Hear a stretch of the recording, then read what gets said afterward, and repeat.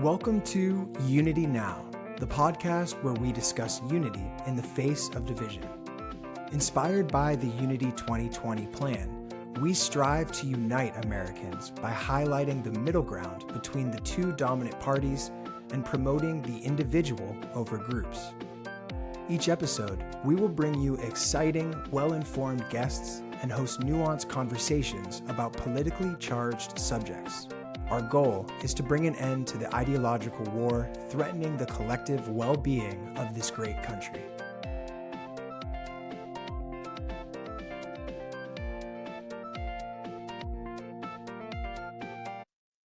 Welcome to UnityNow podcast. I'm your host, Kimberly Eakin, and today we have a very special guest, David Webb. He's going to help us look at the past to see the future. Hi, David.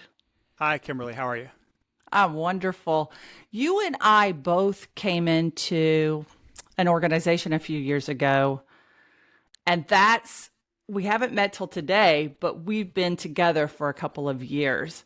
And I just want to remind longtime listeners of Unity 2020, or introduce for the first time our new listeners to what the plan was. So 2 years ago, Brett Weinstein went on to Joe Rogan, and he had a radical plan to fix what he thought was the problem. Two problems. One, that the government was not working for the people and that we needed to act quickly. Yes. And yes. So we had seen, if you recall 2020, we had seen impeachment, pandemic, widespread violence, lockdowns, police brutality, followed by calls to abolish the police and declarations of sovereignty within the U.S. And all of this was occurring while we had a looming economic crisis and a virus that had just gone wild in the world. Yeah, and not much really going on outside of the election. Right, nothing going on. So I don't know how you felt, David, but I felt extremely hungry for a good idea.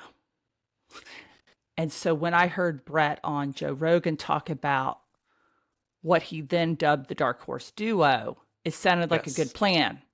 So to remind everybody what it was,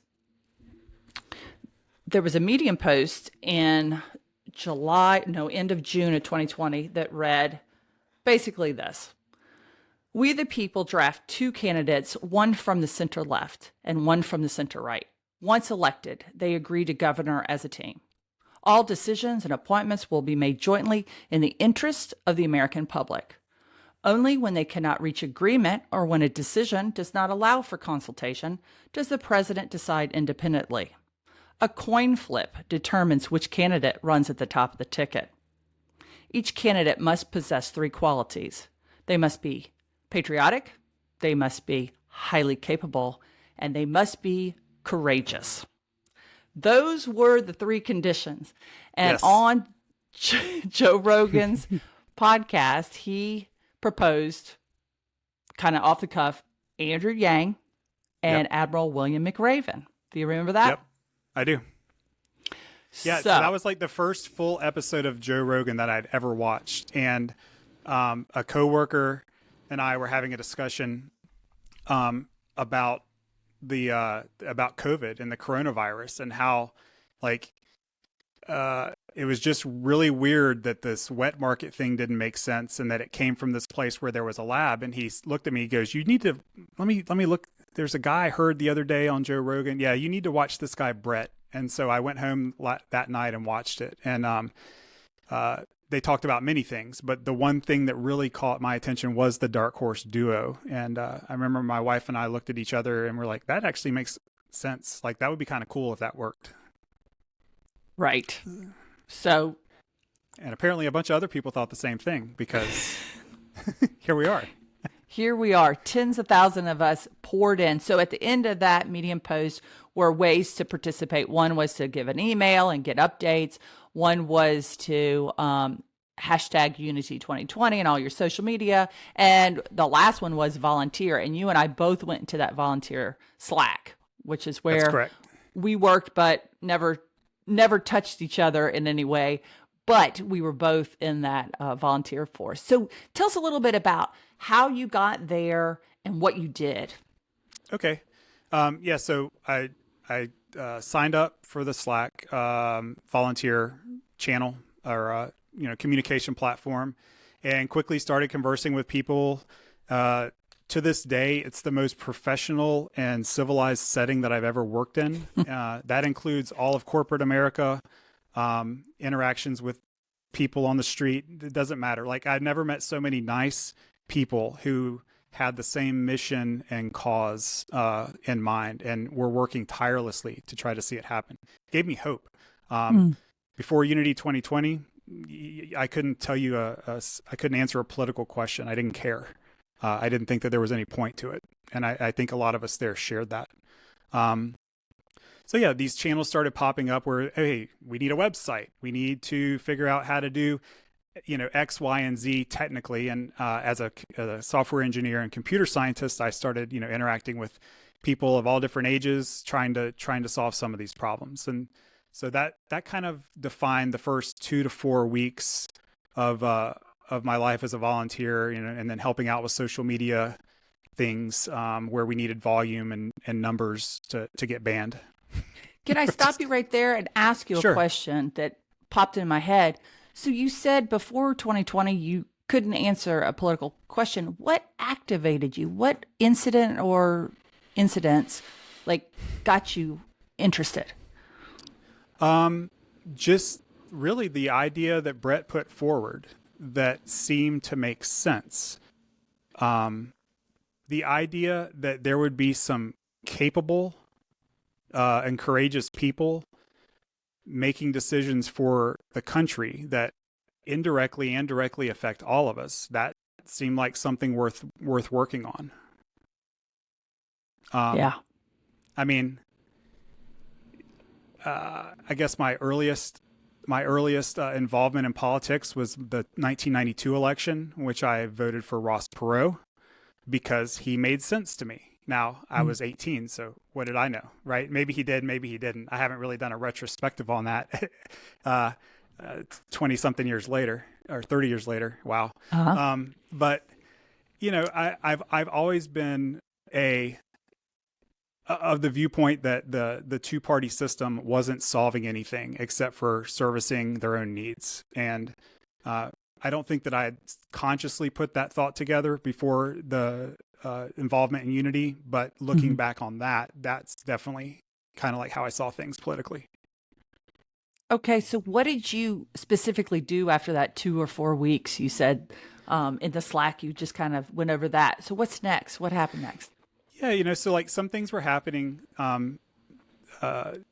positively. We were trying to gain the groundswell, as Brett put it, on social media. We ran into some, roadblocks there. But it really came time to get down to what we had to do. And that was, if we were going to try to get on the ballot, we had to have some candidates to put on the ballot.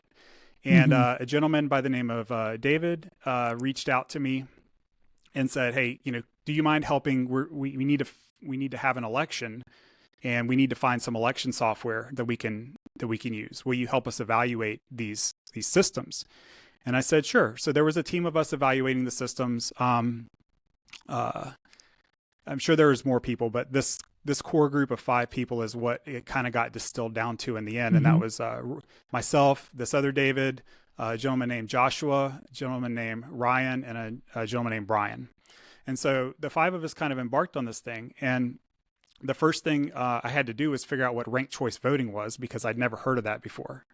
So I watched a YouTube video that someone put together on how ranked choice voting worked. They use sticky notepads of different colors, and it was a very good illustration of how it worked. And I was able to take that and kind of visualize what the software needed to do, and in the background to accept someone's vote and then tally the winner. Right. So we started evaluating. As a software engineer, it became very clear to me that this was not a very robust landscape as far as software goes. There were no good options. I mean, there were options, but there were no good ones. And when you're planning software, there's inputs that you use to, like, okay, how many users do we have to support? When how does it get set up? How do we distribute it? How do we make sure that people don't vote more than once? So all these questions kept leading to dead ends, and some packages would have one piece but not the other. And so at some point, I decided, in parallel, while the other guys were still evaluating stuff, to start building a system from scratch, and that's kind of how we got to the genesis of what we use to hold the national primary with Unity 2020. So ranked choice voting, as opposed to star voting or just the traditional voting, why was that settled on? Why is that so important here? So that had been decided before I was brought in, but it's easy for me to answer that question as to why it was used. And so for those of you who aren't familiar with how ranked choice voting works, there's this common misconception that there's only one kind of ranked choice voting, and that's instant runoff. And that's that if one person or one ticket doesn't get at least 50% of the vote, then you go to the ticket that was in last place and say, okay, you lost. Who was your second choice? And then you apply those second choice votes to the remaining tickets, and you repeat that iteration until one of the tickets gets greater than 50% of the vote, and then you have a winner. And it's called an instant runoff because if you think about, like, maybe a local election for, I don't know, mayor, where 20 people want to be mayor, and the municipality will have an election, and what they'll get is one of two outcomes. Either one of the candidates will get 50% of the vote and the other ones won't, and then you'll have an instant winner. Or what likely happens is the top two candidates would each get 35 to 40% of the vote, and then the rest of the 30% would be spread among the other candidates. But since no one has 50% yet, you have to have a runoff election. That's expensive. It's really expensive at the federal level because you have laws that govern, like, how far in advance you have to give votes, ballots to people in the military, people that live overseas. It just gets really complicated. So ranked choice voting is good because at one time when you're putting on the election, you ask people, okay, who do you want? And then if that person doesn't win, who would you pick second, third, fourth? And then you gather all the data in the first election to determine the winner, regardless of the outcome of the first election. Hope I didn't lose anybody there. It's really simple. We could put in the show notes a link to the video that you said really shows it off. So is it fair to say that we don't see ranked choice voting because it's not popular? It's something that the two dominant parties wouldn't like. Can municipalities vote for ranked choice voting? They just haven't. What's happening there? What's the hang up?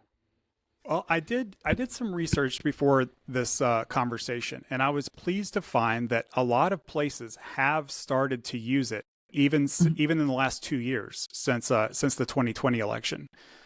I can only speculate as to why some people don't want it. But if I straw man it and steel man it, it's like a zero-sum game. So I'll just use an example here. If you have an election where you have, let's say, George Bush, the first George Bush. We'll take the 1992 election, right? You have Bush versus Bill Clinton, and you have Ross Perot. Well, since Ross Perot might pull votes from the right side of the political spectrum, the Bush campaign would be absolutely against ranked choice voting because, they might be for ranked choice voting because people might vote for Ross Perot, but if he doesn't win, then they would vote for George Bush. Oh, right. Exactly. Okay. But Bill Clinton would be against this, the Clinton campaign, because he wants Ross Perot to pull votes from George Bush in the main election so that he would win, right? If we normally see these elections when there's only two candidates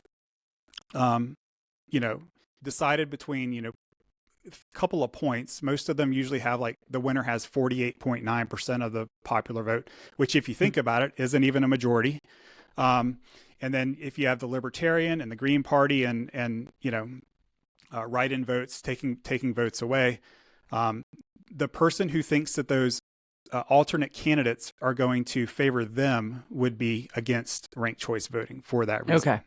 Mm-hmm.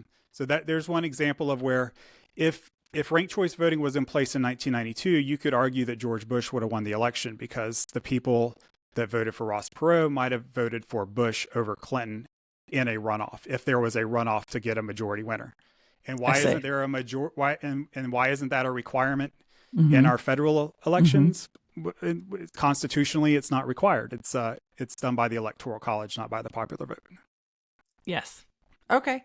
So we chose ranked choice voting, and you and the Fabulous Five, you are one of the Fabulous Five, put together this ranked choice voting app. I remember having an app with Unity on it on my phone. Yes. So that's all I know. I hit the app on a certain day and I voted. Okay, so how did we get to that point? It was pretty intense from a computer science standpoint and from just a process standpoint. So of those five, not all of us were developers. Most of us were, but we had some project management experience. We had some kind of testing experience, different things. We eventually tested the thing that I wrote. And I think it took me about 10 days, maybe a little bit longer to get the actual final product ready. And so we kind of posted some sample ballots in the Slack. People voted. Right. I regurgitated to them, hey, this is how I recorded your vote. Is this correct? And they said yes. Good. To remove suspicion, as if I might be a nefarious actor, the source code was shared with some other people in the Slack, and they looked at it and said, this looks like it's honest. And they said, it looks like it will scale. And by scale, I mean, if we have 8,000 or 1 million participants in the election, it's not going to fail. It's not going to crash. So we passed all those tests, and we decided that we were going to do that. Now, I will mention that in the security part of it was really important. You mentioned a lot of things that were going on at the time, but you didn't mention that Russia was actively trying to undermine everything in the United States of America, including our elections. Mm-hmm. This was before certain things, investigations showed that some of this was true and some of this wasn't true, and who was not involved. But we were of the mindset that we needed to make sure that it was secure, and only people that were allowed to vote could vote for the Unity primary. So there's kind of two pieces of that. There's authentication and there's authorization. So authentication is who are you, or where are you coming from? And then authorization is like, can you vote? Like, do you have a valid ballot ID that hasn't already been cast? So Ryan and Josh and Brian worked on the authentication part, like who are you? And we did a lot of very strict rules, like are you attached to a VPN? Are you in the United States? Are you overseas? So for instance, if you were in Russia physically, or if you were in Russia attached to a VPN pretending you're in the United States, you couldn't vote. And all that was interesting. Built in. And then the authorization part is kind of where the back end piece that I worked on fit in. And that was the actual displaying of the ballot, casting the vote, recording the vote, making sure that when the vote was recorded, there was encryption. There was checksums on the ballot so we could know after the fact if the ballot had been altered, even as it was stored, or we would call it rest, and then the tallying of the winner. Wow. Okay. Lots of steps there, lots of considerations. And it took you how many days? It took you 10 days to write the software. How many hours, days were you all working on getting that product out? Wow. That's a lot. I don't have an exact amount, and it's kind of blurry. But we were actually ready, and then it kept getting put off for a couple of weeks. Okay. Due to I'm not sure of all of the the specifics there. Right. But in that off time, we said, you know what, maybe we should make like a training video on how this thing works. So we made a video, and then another volunteer, and I'm sorry, I don't remember his name. He came in and edited the video, and we distributed that on Vimeo to everybody on the email list, so they would know how ranked choice voting worked, and then how to cast your vote with Unity Vote. Good. And then we're like, maybe people might have questions about this. And so we set up a help desk in our waiting time. Support at unityvote.org, I think, was the email. And we published that, like, hey, if you have questions voting, if you have issues voting, let us know. We'll help you through this. And so we get ready for election day. We have the software, it's tested. We have a help desk set up. We have a how-to video, and we're ready to go. So I'll talk more about that day in a second. It's amazing what a pack of American, people can do when they're like focused on a mission. I think what you said at the beginning, where you walked into the Slack and it was the most respectful place. I mean, everybody was there it was very purpose driven. It was very solution oriented. In fact, if anybody started grouching around, they would say, oh, why don't you make another channel for that? Or maybe you should take that to the random channel or whatever. Just very politely nudge people into another direction that wanted to complain maybe. There was a lot of people just solving problems at a high rate of speed, and there you all were. So your heads are down, you're working on this project. It's taken hours, days, now weeks. You've put a lot of support systems in there, and then the trigger's pulled and we get to vote. Yes. And what was that experience behind the scenes? I think it was one of the longest days of my life. And that's for everybody. So I was the only person on the team that was on the East Coast. And so voting was scheduled to be from like 8 a.m. Eastern time to, I think, 8 a.m. Pacific time. 8 p.m. So 8 p.m. Yes. I'm sorry. Yes. Yeah. So, or 8 p.m. Pacific? 8 p.m. Eastern. I'm sorry. Okay. There was going to be a 12-hour window, I believe. And I could have this a little bit off, but it's, sure. It went beyond that. So the plan is, okay, we're all up until like 1 o'clock the night before, making sure everything's good. I'm going to run support by myself from 8 until 10 or 11 Eastern, when the other guys get up at 8 o'clock their time. Sure. What could possibly go wrong, right, in 3 hours? Everything. So I get up about 5 that morning, walk the dogs, get ready. I'm sitting at my computer at 8 a.m. and like, okay, let's go. And start to see some votes pop in. I'm like, oh, cool, it's working. And I see a ticket, and the help desk system is like, hey, I'm in Germany, I can't vote. Like, sorry, we kind of didn't account for people in the military stationed in Germany. I'm really sorry about that. And then more tickets. And so like by 8:30 or 8:45, I think there was a couple hundred help desk tickets of people having problems. And these are just things that we couldn't have accounted for because we were on such an accelerated timeline. Like nobody did anything wrong. Nobody really made any mistakes. It was just like brand new. I hate to use this over too much, but it's the whole jumping off the cliff and assembling the airplane while you're falling. That was kind of like the sense of urgency there. So, I'm calling everybody, come on, wake up, man, answer your phone. In LA, wake up. Pretty much. LA, Seattle, and Colorado.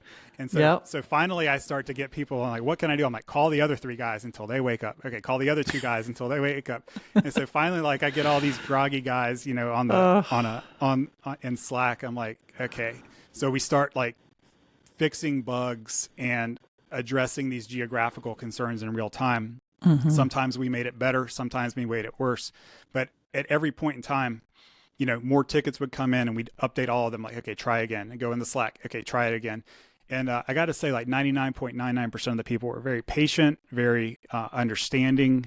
It was a reflection of like, the attitudes of the people in Unity. So that's kind of how that day went. And Wow. I think we had so much volume in the support system that they flagged us as being spammers or hackers.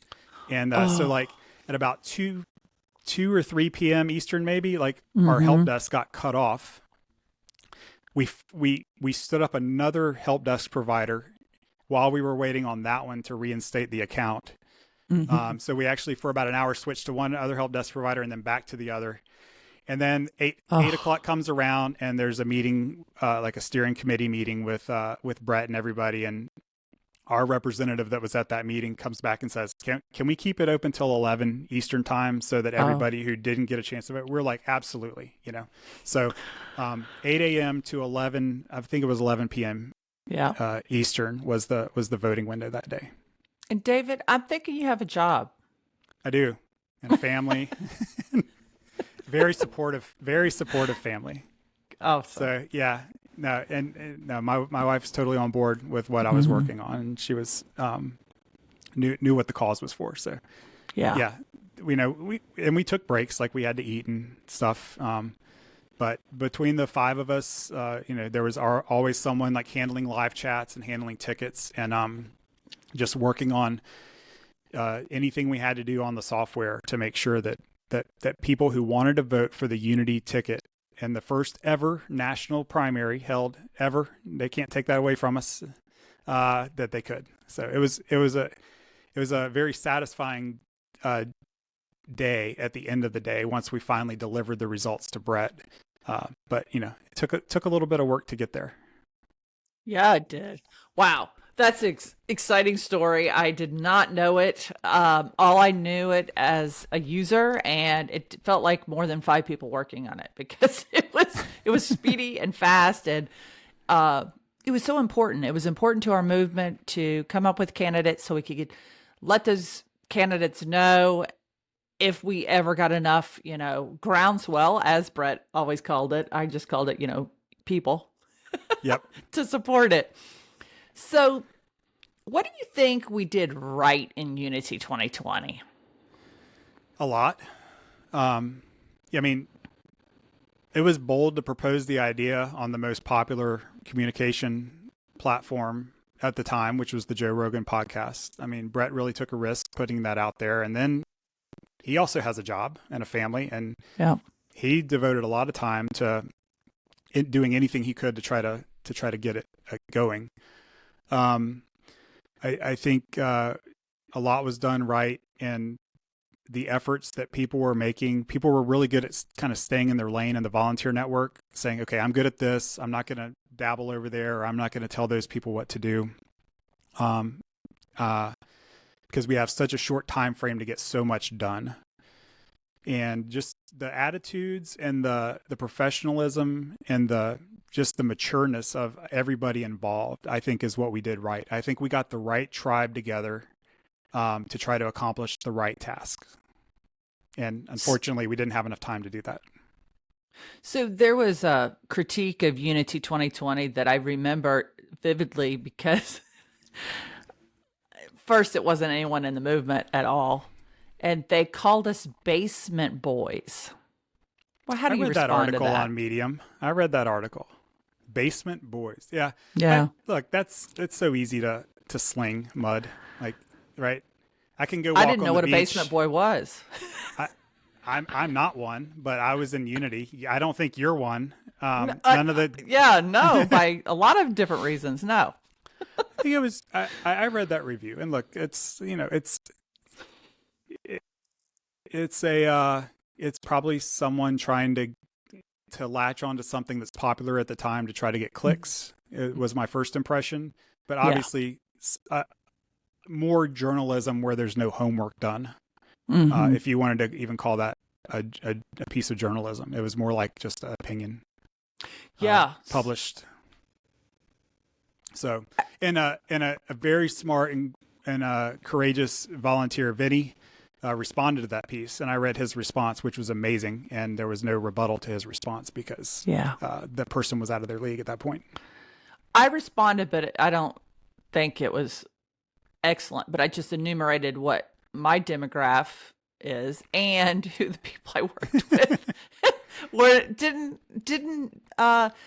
I didn't see any basement boys around me. And I touched probably, I don't know, 100 people in the Slack, probably here and Yep. there. And just the day of action was over 100 people right there. So, I mean, maybe there was somebody, but I don't think it was 80% or more of us. That's for sure. No. Well, by definition, then basement boys are CEOs, computer scientists, amazing artists, amazing communicators, defense contractors, Yeah. ex-military, retired every branch of the military. I mean, scientists, biologists, business people. I mean, okay, yeah. Guess they've created a new category that encapsulates everybody who wants what's best for this country and is tired of all the crap going on in DC. So that's Yeah. what a basement boy is. Yeah. Retired Army Sergeant here. There you go. See? And mom. And yeah, entrepreneur, things like that. Okay. So what could we have done better? And or why didn't Unity 2020 work? Man, that's the big question. Yeah. Why it didn't work. Yeah. Okay, so what could we have done better? I mean, given the time that we had to do what we were trying to do, I think we did everything that we could. I don't think anybody left anything on the field. And you know, if I were to say there was like one thing that kind of surprised me, it was after we all came together and the election was over, it seemed like there was a drop off of the people whose candidates didn't win the election. I don't know if you noticed that or not in Slack. I did. I was disappointed in that, and it was unfortunate because we needed the numbers, we needed the volunteers, we needed all of the hours of effort to kind of push it across the finish line, regardless of whose candidate was. And so at that point, had we reverted to what the Democrats and the Republicans look like after the primary, and if your primary candidate doesn't get the nomination, maybe there's an analog there. So yeah, I would have liked to seen the people supporting candidates that didn't win, which was Tulsi and Dan, stick around and help and still be there today. And maybe they are. Maybe they didn't think that combo could win, and it was not a good use of their time anymore. I can only guess, but yeah, that's kind of like the only thing that I saw in the whole process that made me go, come on. So Yeah.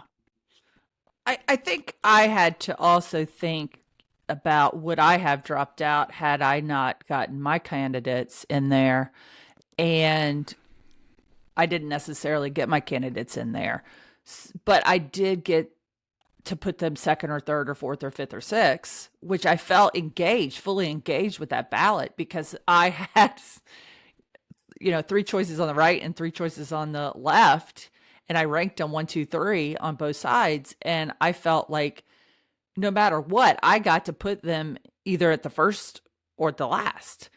We haven't talked about what I heard mostly from my friends and family when I would explain Unity 2020 plan.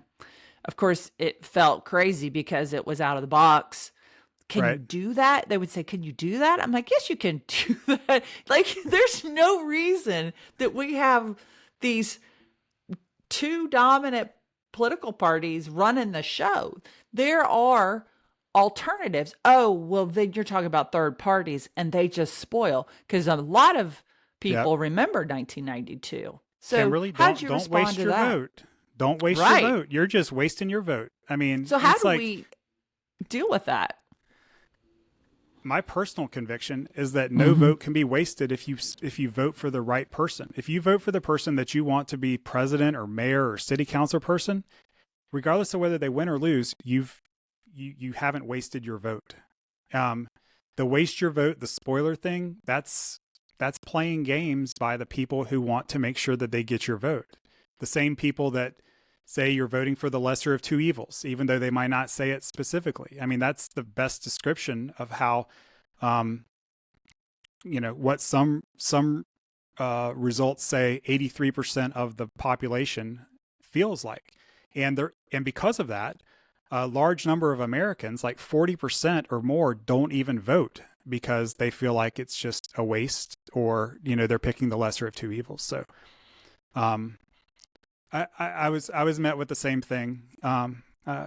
Some people were nice about it. Some people were mean about it. I was part of the problem. I was like, really? Yes. Please explain to me how asking for candidates that are transparent and talk and work together is part of the problem. And well, you're either a Democrat or a Republican. Like, no, I never have been. And I'm not going to be, I might vote for somebody in one of those two parties if they ever put up someone that's patriotic, courageous, and capable. But, we've seen that there's a way to try to put better candidates in there. And I don't know, after you've done that, how you could go back to the other way after you've seen a truth that there's more people than just you that feel a certain way about the system being broken, and they're trying to affect it in a positive way using the constitutional mechanisms that are put in place, right? Nowhere does it say you have to pick between one of these two people or one of these two parties.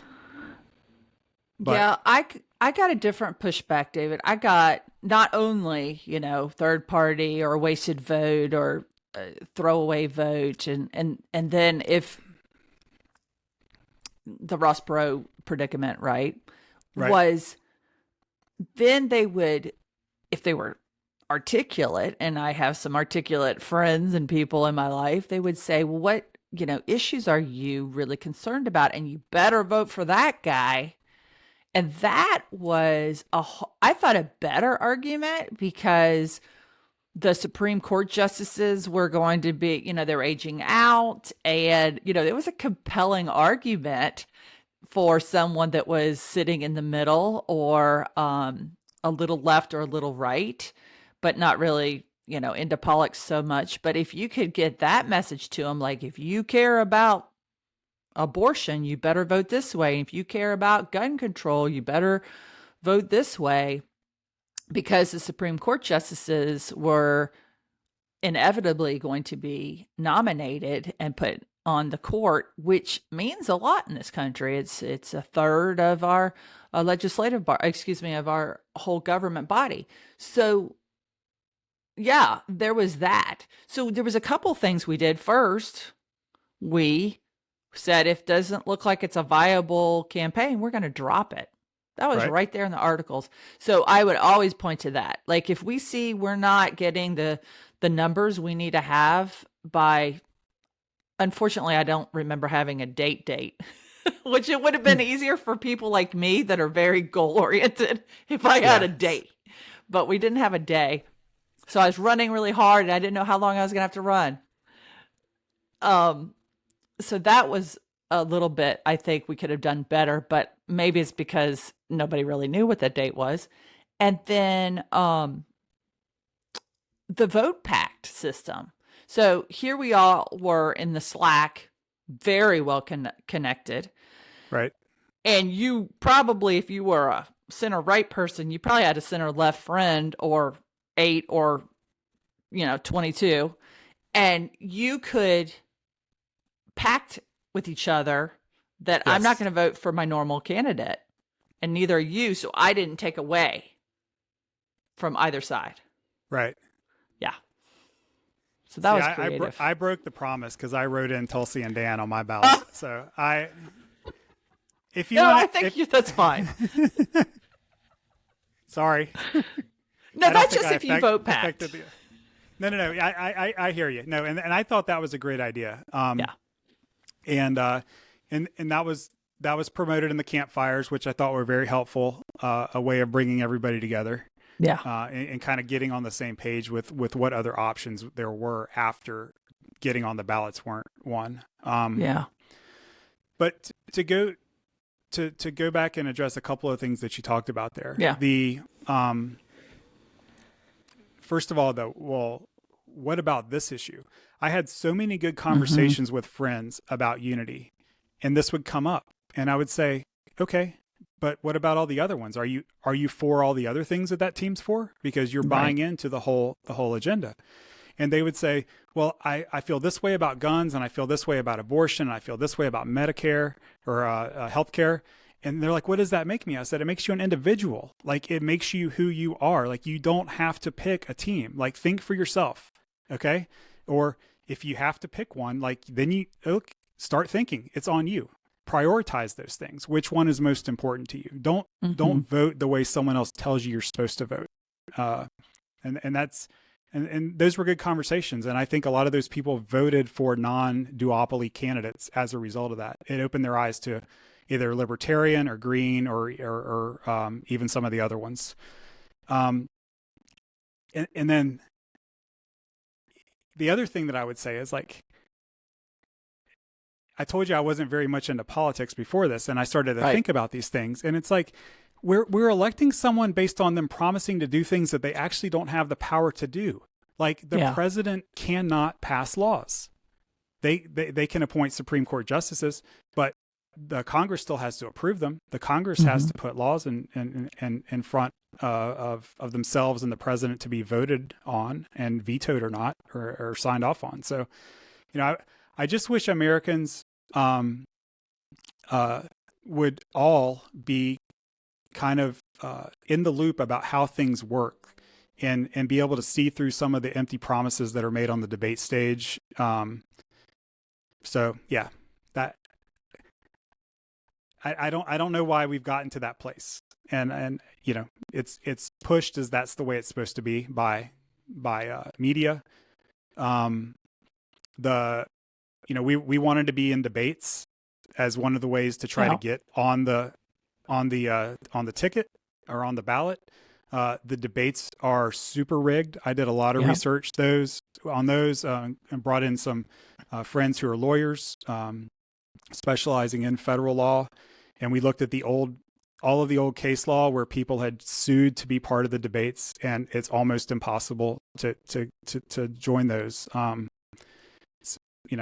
So just some thoughts on that whole thing. If people are still wondering, what Unity might some problems that Unity might fix if we had some people with the Unity mindset in office to propose some changes that would make everything open, even if that meant opening them up to possibly the Unity ticket not winning the next election, right? Which no one is doing now, Right. So let me go back a little bit to the ranked choice voting, just briefly. Is it being used? Are you involved in any projects? Are you seeing anybody using it well? I mean, you're very intimately familiar with a healthy ranked choice voting system. I am not using it, and I'm not involved in it at all. Okay. But let me see. All right. So if I can, sorry for the watchers, but I'm going to read this. I found this infographic. It says, as of April 2022, 55 cities, counties, and states are projected to use ranked choice voting for all voters in their next election. So this is as of this month. These jurisdictions are home to approximately 10 million voters and include 2 states, 1 county, and 52 cities. Military and overseas voters cast RCV ballots in federal runoff elections in 6 states. So that's a long way from where it was 2 years ago, and I think it's catching on. The biggest selling point of it for the counties that put on the elections is the cost of the runoff election, right? I read in a small county, it can cost over $1 million to have an election, print ballots, even if the poll workers are volunteers, there's other costs associated with that. So if you could have one election instead of 2 at a cost of $1 million a piece, how is that a bad thing? And the results are technically the same, right? Yeah. Interesting. So the biggest one that I recall is obviously the mayoral race in New York City. Okay. Was that is this the most recent one with Andrew Yang in it? Mm-hmm. Okay. Yeah, so I think a lot of us at least learned the phrase ranked choice voting, because it was being talked about over and over and over again. And I think a lot of us got educated if we weren't already. was when that was going on, because that's a big race. I mean, that city controls enough economy that it's more than a state, right? So that was very instructive for a lot of us. Do you see that being adopted elsewhere? And do you think it worked well there? I'm not that familiar with the New York mayoral election. Okay. I'm familiar enough to know that it happened and that Yang tried to win. And Yeah. and I didn't even know that they use ranked choice voting. Maybe I'm not watching the right channel, but that's great. I'm glad Yeah. to know that now.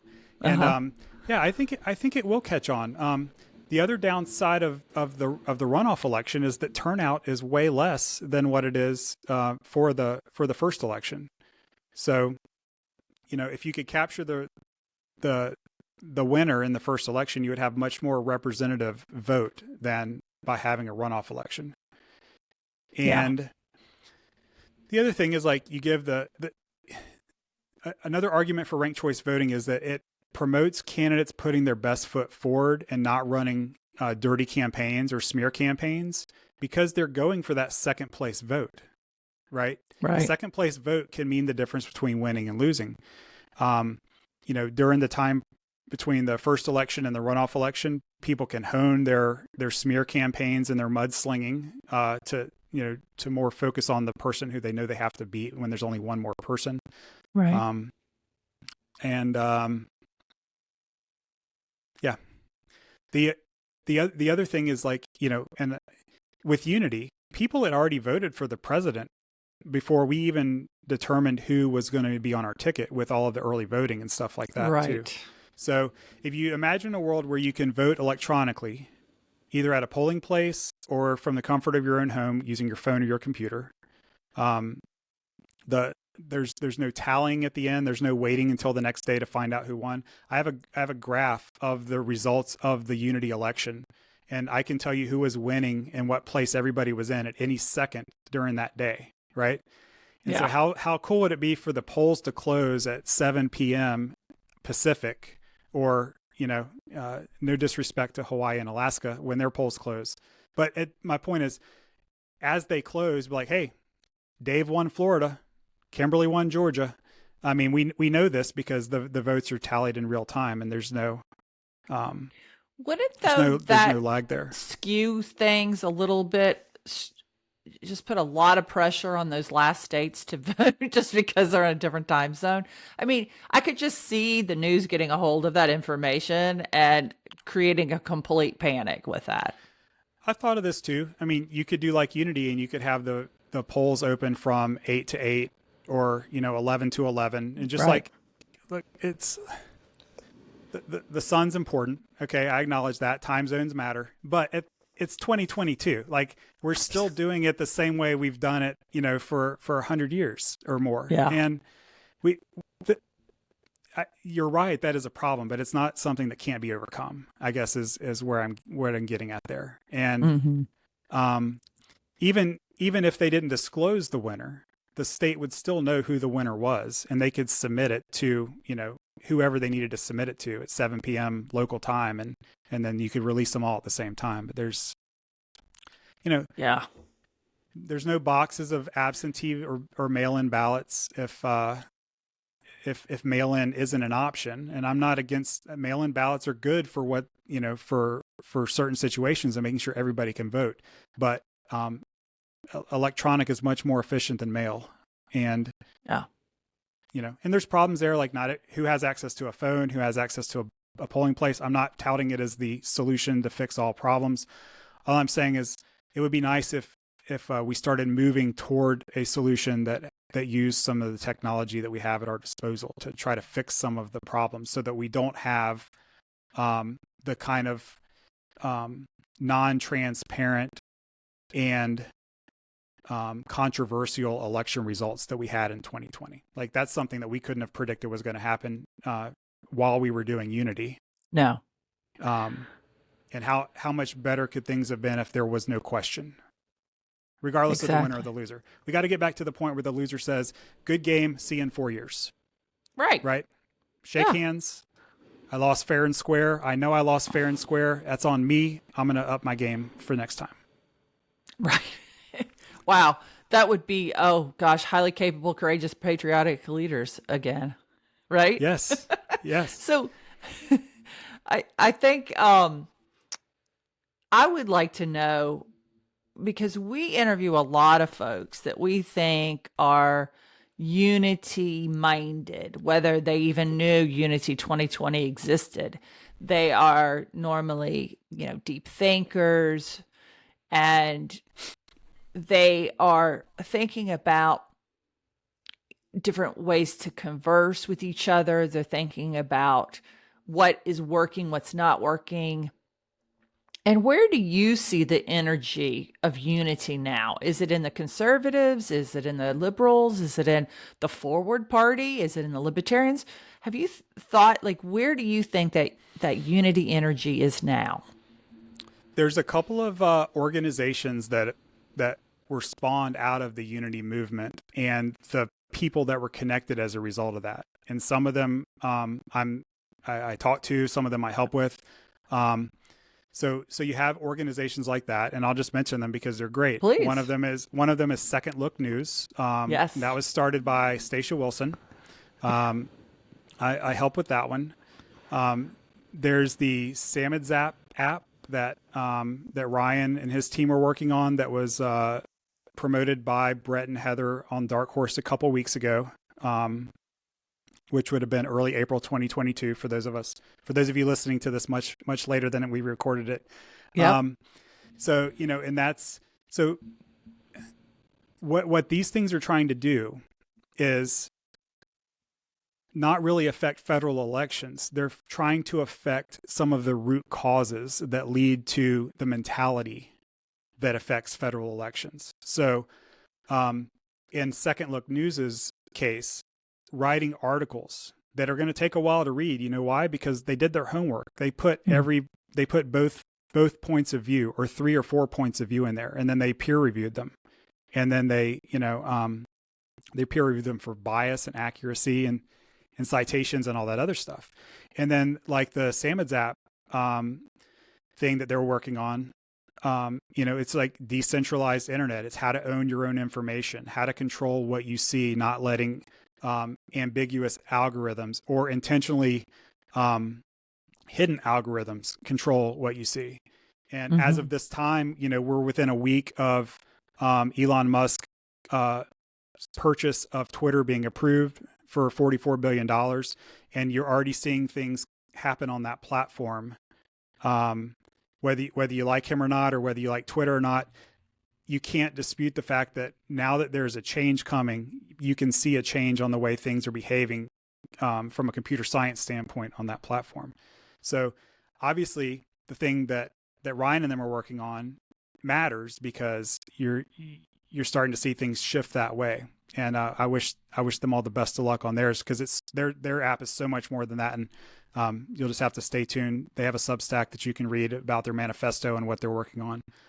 UnityNow is a great example of some people who came together and are still promoting the message. And I'm sure for everyone that I've heard of, I hope there's 3 or 4 more. But there's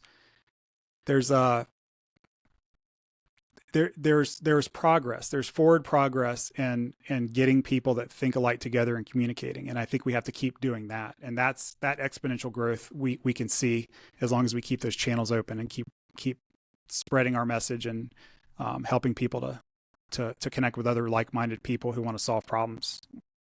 Yeah, well, I appreciate you mentioning UnityNow. We certainly came from the Unity 2020 Slack. We were put together by Nick Carey in July of 2020. I was Hey You'd. There was several dozen of us there, and now we're pared down to about 7 of us.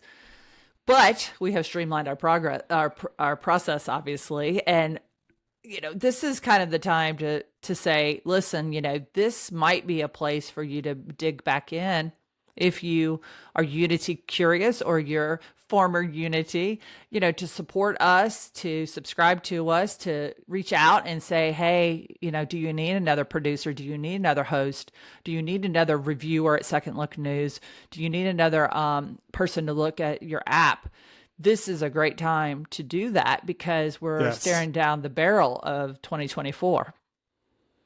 Yeah, definitely. I mean, if you you can contact one of us if you're interested in any of these things that I've just mentioned, and I can put you in touch with the right people. But yeah, editors, writers at Second Look, engineers for some of the decentralization of the web initiatives, and then audio and communications people for UnityNow. Anybody who wants to get involved, you're welcome. Like, please. And I promise you'll work with some really cool people. That's true. David, as we wrap it up, is there any parting words that you would like to convey to our listeners, viewers? Maybe something we didn't go over that you'd like to say? Nah, I don't think so. I think we covered it. You asked some great questions, Kimberly, and it's it'll be interesting to see what happens after the midterms at the end of this year. I think there'll be much more involvement when it's more clear who's in power and who's not in power, and what people are going to start to expose. When I say people, the duopoly will start to expose their strategy and tactics for 2024. We'll start to get a better idea who the candidates might be, and then hopefully everybody doesn't get mad about that and start with 2 months left before the election like we did last time. So like, get involved now, any way you can. And I think that's my parting message, is like, it's already too late. We have to start today. Well, thank you, David. And yes, on UnityNow, the first time we hear Unity 2024, we will announce it loud and proud. So thanks, David. Thanks to listeners. And we'll see you on the next episode of UnityNow podcast. Thank you. Thank you, Kimberly. And that is it. And I think our sound guy is on a call. Yeah, that's okay. Now, I stopped my local recording, so I'll get this mixed down and sent to Todd. Oh, yeah. Let me stop that so he doesn't hear my cussing more than I already do. He knows me, though. You didn't cuss in that. No, I did not cuss, but I cuss when I'm not recording. Isn't that amazing? Like, I can go to like a 4-hour dinner at my in-laws' house and not say a single bad word around the kids or my mother-in-law. And then both of us get in the car. We're like, let's get home. Well, I didn't do this on the podcast because I didn't want it to sound weird, but thank you so much for what you did for Unity 2020. I had no idea. Your story was fresh to me. I knew there was technology people. There's a lot of technology people in the movement, and you guys were just trucking. Thank you. You're welcome. You're welcome. And it was all of us. And I'll reach out to the guys and let them know that this is coming out. I only mention them by first name because I know some of them like to be under the radar. Yes, they do. But I'll tell them how you said your mom still has the app on her phone because she thought that was the coolest thing ever. Mm-hmm. Isn't that what you told me yesterday? Yeah, and mom's 83, 84. Yeah, so it's not like she's spring chicken. How cool is that? That's great. She was like, tell me more about Unity. What happened to Unity? And I'm like, Mom, we're just a podcast now. That was before Stacia started her stuff. I had people, like, hey, we voted and we didn't see Tulsi. There was no Unity on the ballot. It's like, yeah, sorry. We tried, but. Yeah, we tried. But, like you said, 2 months is not long enough. And wow, we needed a whole lot of different things. As soon as it was over, before the election, like those of us. So I got asked to join steering committee after the election, as some people kind of faded away. Yeah. And for 2 months after that, we worked on Plan B, which was 2024. And just between you and me, like, well, it's recording. Brett, well, is it whatever still? You say. Just wanted you to know it's recording. All right. Well, we worked on a plan, and more important things like pandemic and vaccine kind of took over at that point because there was more stuff there. So yeah, all I'm saying is, like, there was work done, and then there was the Slack just died except for like 10 people, but it died, and I couldn't recruit helpers, and wow. Thankfully, there's a core team at the podcast. We've been together the whole time. One guy left and came back. I mean, thank God. One guy comes in as needed basis. like we, and then Nate, who works with Stacia as a writer, and he's got a stream. I didn't even mention them. They're called Unifier, as in fire. Yep. And they're going to work on a new streaming service. I didn't even mention them because I forgot. But they are doing some work. And so it's kind of interesting because when you work with a Unity person, you're going to get a couple of things. One, somebody that's skeptical is going to question you in a healthy, polite ways. And you're going to get someone smart, and you're going to get someone that gets above the fray. They don't take things personal, and just a level of trust there because we went through something hard together. Yeah. Yeah. No, for sure. And, like it was 1 a.m. right on election day. And so we'd run all of our quality checks that we'd written ahead of time. I didn't even talk about this, but how do we ensure that all the votes that we have saved are exactly how they were when we saved them? We had all that technology built in. We were looking at IP addresses and how many votes came from each IP address, for example. And so we're like, okay, maybe there's 4 people in a household. Anything above 4, we're not going to alter anything, but we're going to at least bring it to somebody's attention. And but I think it was David in Washington. He was like, I got to be honest with you guys. There's a couple of times today where I just expected everybody to hang up and walk away. And I'm really proud of the fact that no one walked away, and I'm like my back is sore from sitting in a plastic chair for 15 hours, but it's true. That resolve, everybody wanted it to work. Everybody saw the need for it. So the tenacity and the integrity level. And I think a lot of us came because we were listening to Joe Rogan, and we were familiar with a lot of the thinkers that challenge, our resilience, challenge our integrity, challenge our honesty and our honor. And when Brett said capable, courageous, patriotic, we were like, ding, ding, ding, ding. That would be a bare minimum for President of the United States, we think. Mm-hmm. Yeah. And the 2 candidates arguably didn't check any of the 3. Oh, right? No.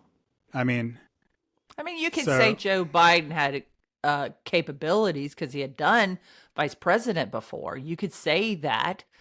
You could also say in the same breath, but maybe he doesn't remember it. Or maybe he's lost it because of his mind, right? And exactly, which doesn't remember I think it.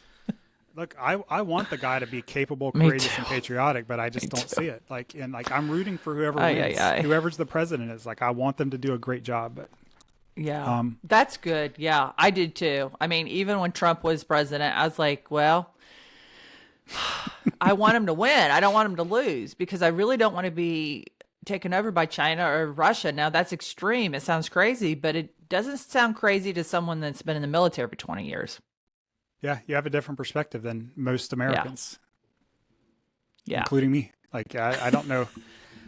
I don't know what's real and what's not real when I hear 2 different things from 2 different sides about, the end of the world or speaking Chinese for my great grandkids or something like that, and that's they have a responsibility not to make people confused so that we can decide on other stuff. So. Yeah. And so I think Justin Amash was the one that opened my eyes the widest about how partisan the Congress was. And then Tulsi came in and talked with Joe Rogan and Jocko Willink, which was a great interview. And she's like, listen, the first day of Congress goes like this. And I'm like, are you kidding me? That's a tragedy on every level that I know. That's the worst thing. On the campfire, when Justin said that Pelosi brought him a bill and he said, I think I can get on board with this, but you might have to make a couple of changes. And she said, no, you don't understand. It's already decided. I was like, motherfucker, I cannot believe that that's what we've been reduced to. And these 1,000-page bills with all this crap in them. So. Oh my goodness. That was horrifying to hear. Horrifying. I was like, okay, everything I learned in school, everything that I've ever understood to be true, everything I thought I was defending is just a farce. It makes you like the whole ground that you walk on shift, and you're like, and then you're like, okay, but I cannot be born of this new knowledge, a cynic and a person that's negative and bitter. I've got to like take my lumps and go, okay, now what? Yeah, knowledge is good. Now that I know this, how do we undo it? You know, and it's impossible. It seems like it's so hard. It's like a big ball of fishing line that hasn't been, you know. I don't know if you fish, but I fish. And it's just like, sometimes you get these balls, maybe it's your Christmas lights. And you're like, I'll just go buy new Christmas lights. I'm not going to deal with this. Like, yeah. But it takes a certain person. And it's funny. I was the person in my family that went through all the Christmas lights, because usually we just like flung them in the box at the end, you know, in January. Yeah. And then we weren't very organized about it, and then you try to just bring them out, and they were just all, and that's like a pitiful example of what we have created with executive orders gone crazy, and these partisan politics and team systems that we have in place. It's so hard. And I voted third party so they could get in the debates. I didn't care who the heck it was. I wanted the libertarians to have a place on the debates, not to be libertarian, but to have a third voice, and then to show other Americans, oh, you could have a fourth and a fifth and a sixth. You just need, and you get $20 million. Yeah, for the next election. 5% of the vote or something. I'm like, how can we not get 5% of the vote? Yeah. And I'm telling you, is what you and I came up against, which was, it's a spoiler, and they were single issue voters. Yeah, we were trying to, at the end, we were trying to figure out how to win one electoral vote. And there's two states that split their electoral votes. That's Maine and Nebraska. They're in Hawaii. There's three. And so like Maine has 3 electoral votes. The candidate that wins the majority in each of the 2 congressional districts gets an electoral vote. And then the one with the most total votes gets the 3rd electoral vote. So if we could have gotten Tulsi on the ballot in rural Maine, and she got more popular vote than the other 2 candidates, we would have gotten 1 electoral vote from Maine, which would have potentially caused neither party to get 270. Like it could have been 269 to 269 to 1. And then it would force Congress to have to pick the president and vice president. So the House would pick the president, which would have been a Democrat, and then the Senate would have picked the vice president, which would have been a Republican. Wow. So we tried to force a split ticket by winning 1 electoral vote. But that was, you know, just as improbable as, you know, getting on the ballot anywhere else. But there's ways that we can attack the problem to try to get it fixed, because they've passed laws to prevent you from passing laws to undo the crappy laws that they've passed. Like to use your Christmas light analogy. Mm-hmm. Right. So don't you think, I mean, I thought Unity 2020 was important because it was valid, it was legal, it was innovative. Mm-hmm. And part of me, especially in 2020, was like, maybe we're going to be like, oh gosh, what's the word in the military? You know, where we play a war game. Unity 2020 gets that 1 electoral. Like, yeah. Do you think the 2 parties, or they're just so arrogant, so like, we don't care, that they don't even plan for that? Or is there like a group of people are like, no, we need a plan for every contingency, and even these little Unity people? I don't think they knew who we were. I really don't. Yeah.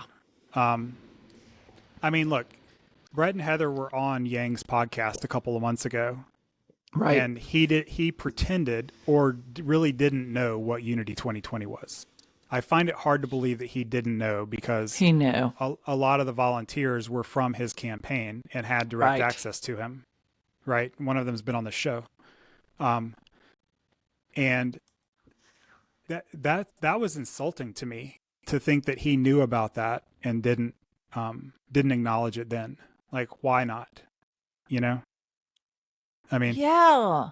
So maybe he doesn't want to have to explain it. I could just.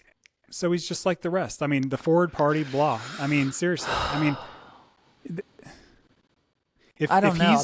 if he's going to assuming. cater to that, if he's going to engage in the same behavior to try to win, then what have we gained, or what has anybody gained?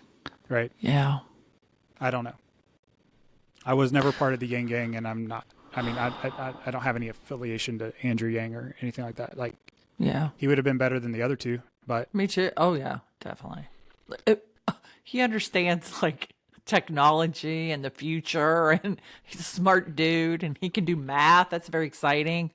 You know, somebody that's actually has young kids. It's important, and full mental faculties. yeah. And the ability to delegate, and the humility to say, that was the wrong way. Let's do it this way now.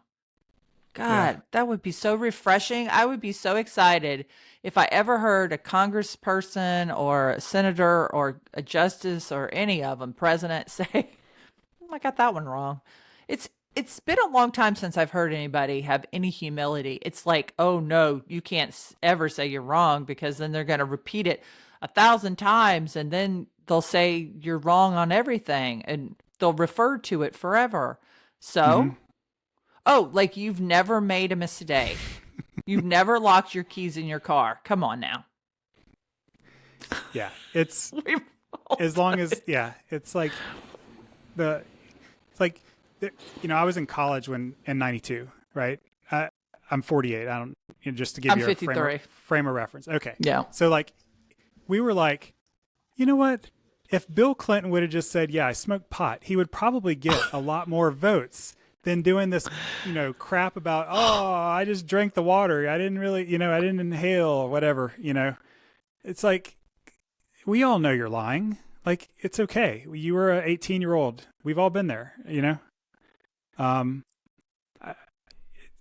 That's the earliest I can remember of it, but I'm sure it goes back before that. And it's even harder now because everything moves so fast. Like, they're going to have to say they messed up, or else we're going to get more of the, look, our president created a Ministry of Information. Ugh.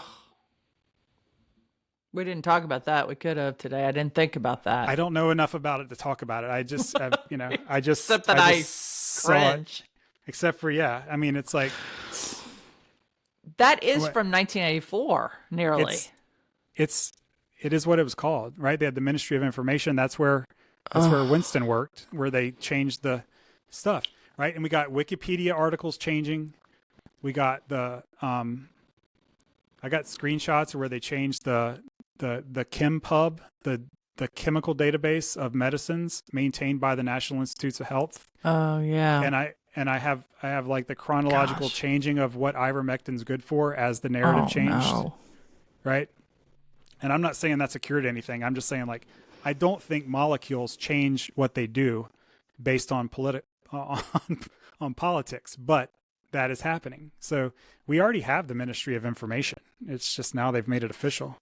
Yeah. So Twitter yesterday, you referred to it in our interview, but yesterday I saw Zuby, Zuby, Zuby. Yeah. He posted something that I'm sure would have gotten blocked a week ago. About it was Anthony Fauci saying natural immunity is the best protection against the flu. Not only once, but another person put another one in his chin in the thread. And I have been arguing this I've been demonized as a mother for thinking natural immunity is as strong as a vaccine. And both my children had COVID in 2021. Okay. And I was like, I don't understand why they need to get a vaccine. You have to tell me why they need a vaccine on top of natural immunity. I need to understand, how do they need double protection? Am I protecting for new variants? Is it because they need to go visit their grandparents?